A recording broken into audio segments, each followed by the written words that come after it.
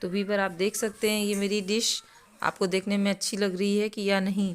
और देखें आप इसका रंग कितना प्यारा कितना खूबसूरत लग रहा है, खाने में भी ये इतनी ही जायकेदार है। क्या आप इसको गेस कर पाए कि ये क्या है? तो हाँ, ये शायद मेरा ख्याल है कि आप लोगों ने गेस कर लिया हो, ये है दाल माश।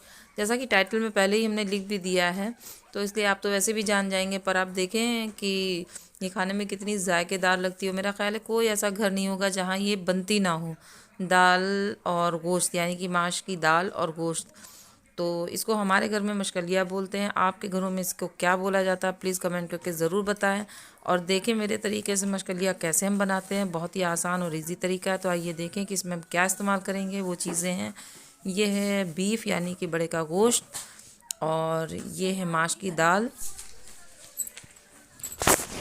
जो है करीब 1 कप, और ये हैं हमारे सूखे मसाले जिसमें है दालचीनी, लौंग, ये देखें जायफल, जवित्री, ज़ीरा, काले मिर्च और हल्दी, धनिया।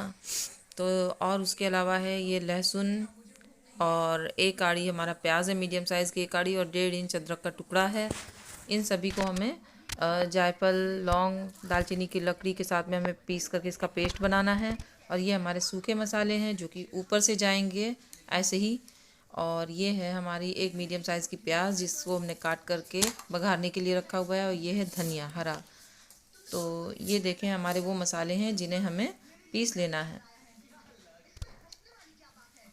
तो ये देखिए हमारे मसालों का पेस्ट अच्छा सा तैयार हो चुका है।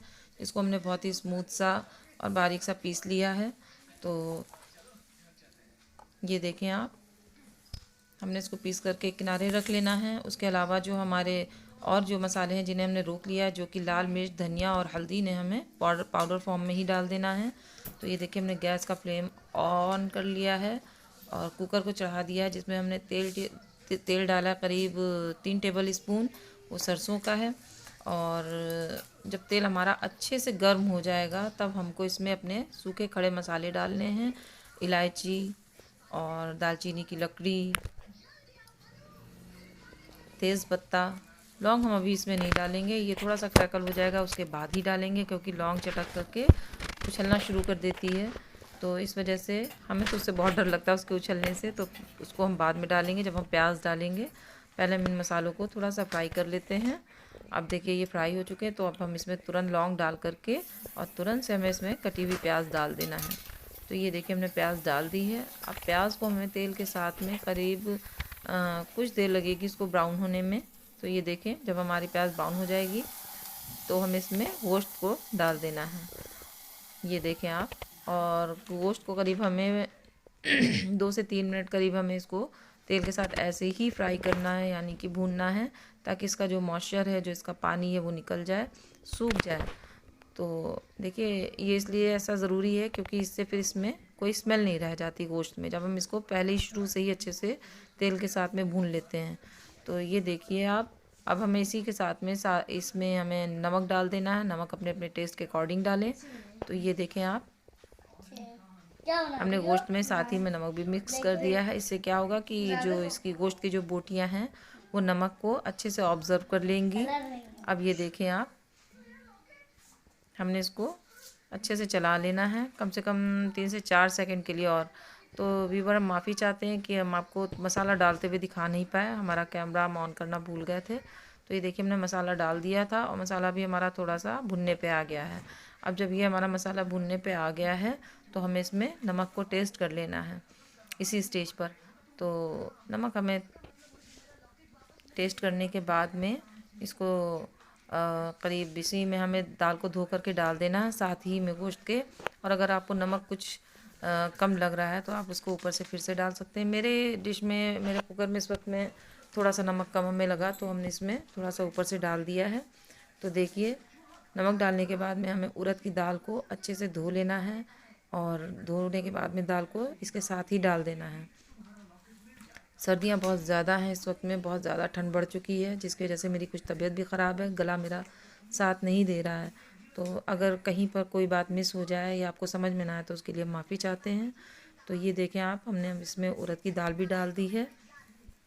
अब हमें उड़द की दाल डालने के बाद में इसको अच्छे से चला लेना है थोड़ा सा, और साथ ही हाँ, हमें ये हरी मिर्चें भी डाल देनी है। तो इन हरी मिर्च को हमें 2 से 3 टुकड़ों में कट करके डालना है। अब देखिए हमने हरी मिर्चें भी डालनी है, तो इसलिए हमें लाल मिर्च को थोड़ा सोच समझ के डालना है। अगर आपको कुछ ज़्यादा लग रही हैं तो आप इसे कम भी कर सकते हैं, और अगर आपके घर में खड़ी हरी मिर्चें नहीं खाई जाती हैं तो आप इसको स्किप भी कर सकते हैं। पर हमारे घर में तो बिना हरी मिर्चों के मशकलिया बिल्कुल नामुमकिन सी बात है, ज़रूर से पड़ती है और हम लोगों को बहुत अच्छी लगती है। तो ये आपकी मर्ज़ी की बात है कि आप लाल मिर्च या हरी मिर्च में इसके कुछ करना चाहते हैं तो आप कर सकते हैं, या आप चाहें तो दोनों मेरी तरह ही दोनों चीज़ें यूज़ कर सकते हैं। तो ये देखिए हमने दाल और हरी मिर्चें डालने के बाद में इसे अच्छे से थोड़ा सा चला लेना है।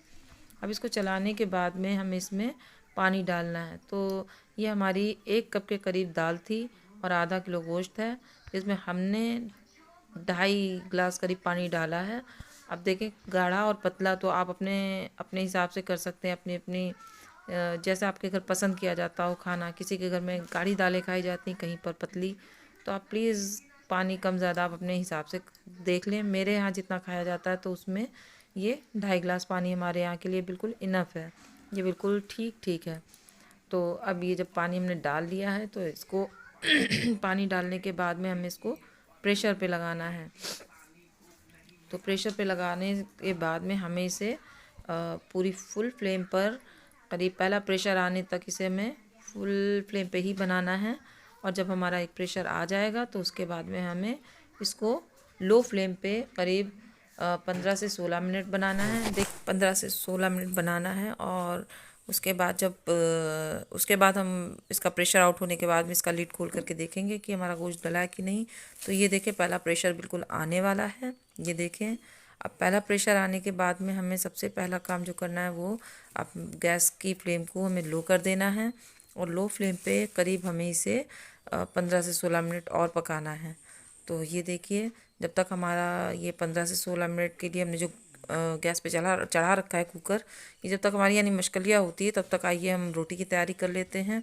तो इस बीच हमने जल्दी जल्दी आटा सान लिया था, और आटा सानने के बाद ये देखिए हमने तवे को गैस पे रख दिया है। तवा हमारा गर्म हो चुका है अच्छे से, और ये देखिए गर्मा गर्म रोटियां बनना भी स्टार्ट हो गई हैं। इससे क्या होगा कि हमारा टाइम भी बचेगा, अगर हम मशकलिया के साथ में ही रोटियां भी बना लेंगे तो खाना हमारा जल्दी से रेडी हो जाएगा।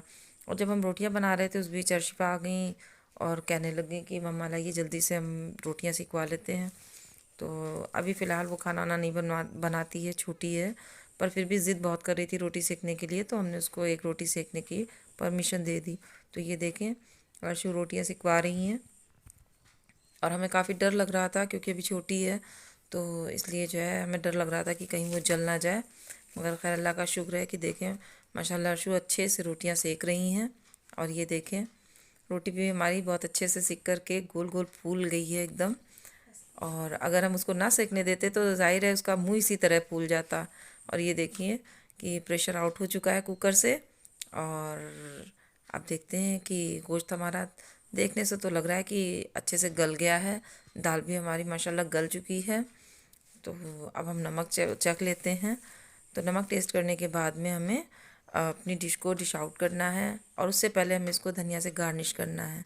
तो आप प्लीज़ कमेंट में ज़रूर बताएं कि आप लोगों को धनिया का टेस्ट कैसा लगता है, और क्या आप भी बिना धनिया के कोई डिश नहीं बनाते हैं, या आपकी डिश भी बिना धनिया के अधूरी होती है। मेरी तो लगभग सभी डिशेस में धनिया खूब इस्तेमाल होती है। और ये देखिए हमने इसमें धनिया डाल दिया है, धनिया से इसको अच्छे से गार्निश कर लिया है। अब जिससे इसमें एक अच्छी सी स्मेल भी आ जाएगी और खाने का टेस्ट भी बढ़ जाएगा। तो ये देखें अब हम कुछ देर के लिए लिड को फिर से लगा देंगे, ताकि जो इसकी महक है धनिया की वो दाल के साथ में अच्छे से मिक्स हो जाए और इसके जायके को और इसकी खूबसूरती को और बढ़ाए। तो ये देखें जब हमने इसको ढक्कन को फिर से ओपन किया है, तो ओपन करने के बाद में कुछ इस तरह से हमारी दाल दिखाई दे रही है। अब हम अपनी दाल को डिश आउट कर लेते हैं। तो ये देखें आप माशाल्लाह देखने में कितनी अच्छी लग रही है। दाल का रंग भी बहुत ही प्यारा लग रहा है, और दाल देखने में भी काफ़ी जायकेदार लग रही है। तो आप प्लीज़ इसे ज़रूर से ट्राई करें, और अगर आपको मेरी वीडियो पसंद आए तो वीडियो को लाइक ज़रूर करें और मुझे पूरा सपोर्ट करें, ताकि हम आगे भी वीडियो बनाते रहें। तो ये देखें कि हमारी डिश देखने में कितनी प्यारी लग रही है। तो प्लीज़ मुझे याद रखें दुआओं में, और मिलते हैं अगले वीडियो में। अल्लाह हाफ़िज़।